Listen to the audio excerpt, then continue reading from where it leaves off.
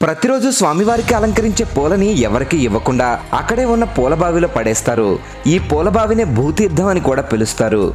తిరుమల క్షేత్రంలో భూదేవి చేత ఏర్పడిన ఈ భూతీర్థం కాలగర్భంలో కనుమరుగైపోయింది. ఆ తర్వాత శ్రీనివాసుడి ఆనతిపై రంగదాసుడనే భక్తుడు అక్కడ బావిని తవ్వడంతో భూతీర్థం మళ్ళీ బయటికి వచ్చింది. రంగదాసు ఆ బావిలోని నీళ్లతో వెంకటేశ్వరుడి పూజ కోసం పూలతోటల్ని పెంచేవాడు. రంగదాసుడు మరుసటి జన్మలో తొండమాన్ చక్రవర్తిగా జన్మించి ఆ బావికి ఒక రహస్య సొరంగాన్ని ఏర్పాటు చేసుకుని శ్రీనివాసుడిని దర్శించుకునేవాడు. యుద్ధంలో ఓసారి తొండమాన్ చక్రవర్తిని శత్రువులు తరమడంతో ఆ రహస్య మార్గం ద్వారా తొండమాన్ చక్రవర్తి శ్రీనివాసుడి దగ్గరికి వచ్చాడు. తొండమాన్ చక్రవర్తిని చూసి స్వామివారి ఏకాంత సేవలో ఉన్న లక్ష్మీదేవి స్వామి వక్షస్థలంలోకి వెళితే భూదేవి ఆ పూలబావిలోకి వెళ్లి అంతర్ధానం అయిపోయింది.